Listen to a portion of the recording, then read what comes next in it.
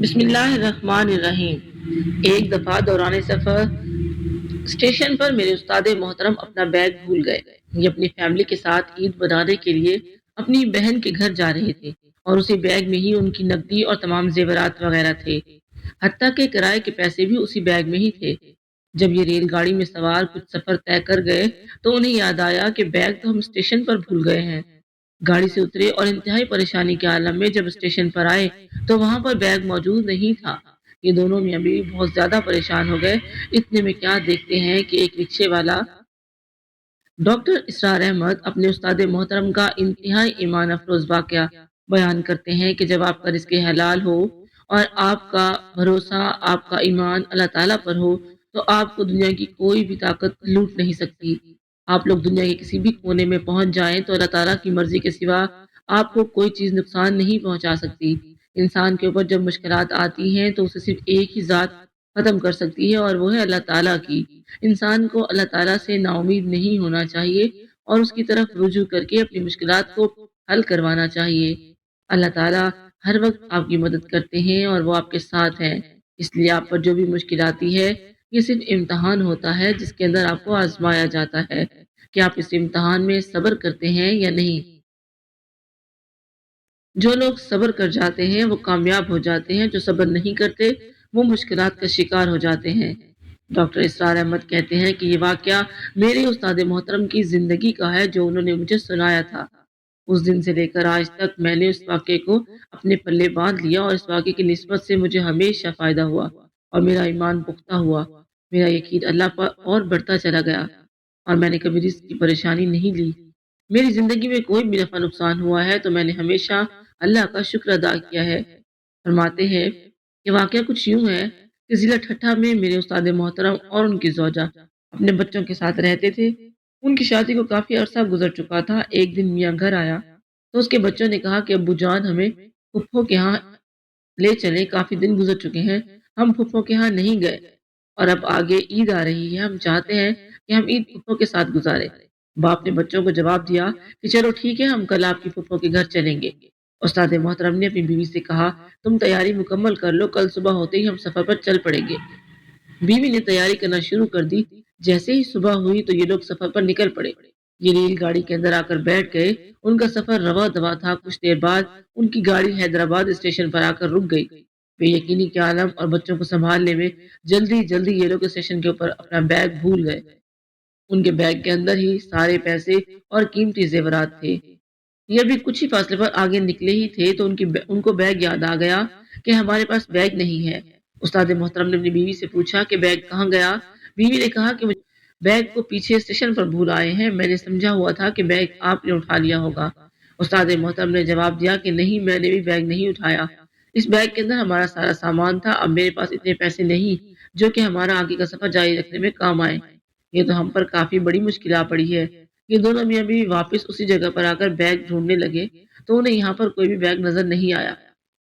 یہ ادھر ادھر بے یار و مددگار بے یقینی کے عالم میں بیگ ڈھونڈتے چلے جا رہے تھے پر بیگ نہیں ملا۔ ڈاکٹر اسرار کہتے ہیں کہ اگر کسی کا صرف 50 روپیہ گم ہو جائے تو اس کے چہرے کی کیفیت دیدنی ہوتی ہے اور وہ اپنی پوری کوشش کرتا ہے کہ اس کی گم ہوئی رقم اسے واپس مل جائے۔ وہ ہر لحاظ سے ہی تگ و دو کرے گا، آس پاس سے پوچھ گچھ کرے گا، لیکن اندر سے اس کی جو کیفیت ہوگی وہ کوئی دوسرا محسوس نہیں کر سکے گا۔ اب ان کے پاس اتنے بھی پیسے نہیں تھے کہ یہ کسی گاڑی پر بیٹھ کر آگے سفر جاری رکھ سکتے۔ دوسروں کے آگے ہاتھ پھیلانا بھی انہیں گوارا نہیں تھا۔ میاں بیوی سوچنے لگے کہ اگر ہم دوسروں کے آگے ہاتھ پھیلائیں گے تو کیا سمجھیں گے وہ؟ یہ لوگ بھکاری ہے اور ڈرامہ رچا کر لوگوں کو لوٹ رہے ہیں۔ اسی لیے ان لوگوں نے بہتر سمجھا اور اللہ تعالیٰ سے رجوع کرنے لگے اور اللہ تعالیٰ سے دعا مانگنے لگے کہ اے اللہ، ہم لوگ مشکل میں پھنس گئے، ہماری مدد کیجیے۔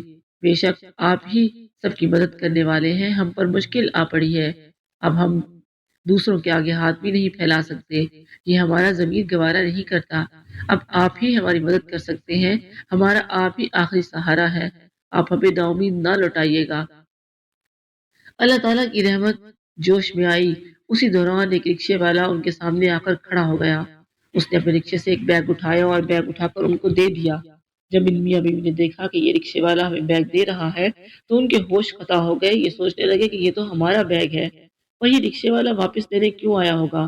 उन्होंने रिक्शे वाले से पूछा कि हम तो काफी दुखी थे कि हमारा बैग हमसे खो चुका है और हमारी मदद करने वाला भी कोई नहीं था। तुम्हें किस तरह मालूम चला कि ये बैग हमारा है और ये बैग तुम्हें कैसे मिला जो तुम हमें वापस लौटाने आ गए? उसने जवाब दिया कि जब आप रेलगाड़ी के नीचे उतरे थे तो बैग रखकर आगे चल पड़े थे। मैं आपको देख रहा था, जैसे ही आप आगे गए तो मैंने आपको पीछे से आवाज दी पर आप लोग मेरी आवाज नहीं सुन पाए। इसलिए मैं आप लोगों को ढूंढता हुआ ये बैग देने के लिए यहाँ तक आ पहुंचा हूँ। ये रही आपकी अमानत। इसे अपने पास रखिए। आप अपने बैग के अंदर भी सामान चेक करना चाहते हैं तो वो भी कर सकते हैं कि आपकी चीजें मौजूद हैं या नहीं। उन्होंने बैग के अंदर देखा तो हर चीज सही सलामत मौजूद थी। बैग के मालिक ने रिक्शे वाले का शुक्रिया अदा किया और उससे कहने लगा कि आप ये बैग अपने साथ भी लेकर जा सकते थे, पर आपको क्या जरूरत आ पड़ी कि ये बैग आप हमें वापस लौटाने यहाँ तक आ पहुंचे। उसने कहा कि भाई, मैं कब तक आपका बैग लेकर उसे इस्तेमाल करता रहता, आपके ज़ेवरात बेचकर अपने काम लगाता रहता। कब तक? ये दुनिया फ़ानी है, हम सब लोग मरने वाले हैं, यहाँ पर हमेशा नहीं रहने वाले। इसीलिए मैंने आपकी अमानत आप तक पहुँचाना ज़्यादा ठीक समझा। हालाँकि जब मैंने आपका बैग खोल कर देखा, तो इसमें मौजूद ज़ेवरात और नकदी को देखकर मेरे दिल ने चाहा था कि इससे और नहीं तो कम से कम मेरे 2-4 साल सुकून से गुज़र जाएँगे। और शैतान मेरे ज़हन में तरह-तरह के वसवसे डालने लगा। ये तुझे अल्लाह ने ही दिए हैं, ये तेरा हक है। लेकिन न जाने क्यों मेरा ज़मीर मुझे मुतमईन ना कर सका कि जिस रब ने आज इतना अरसा तक मुझे मेरे मियाँ बीवी बच्चों को खिलाया, वो आगे भी मुझे अपने जमा किए गए और वसी रिज़्क के समंदर से मुझे नवाज़ेगा और मैं ये बैग आपको लौटाने आ गया। बाकी अजर तो अल्लाह ताला देने वाला है और वही ज़ात है जो हर किसी को खिला रही है और वही ज़ात है जो हर किसी को इस दुनिया के अंदर बसा रही है और वही ज़ात है जो हर किसी को कामयाब बना रही है। रिक्शे वाला उनको सामान देकर वापस जाने लगा तो उन्होंने ज़बरदस्ती रिक्शे वाले की जेब में कुछ पैसे डाले, लेकिन उसने लेने से इनकार कर दिया और जाते हुए बस यही कहा कि आप अल्लाह से मेरे हक में दुआ कीजिएगा कि वो मेरे दिन दुनिया में आसानियां पैदा फरमाए। और वो चला गया।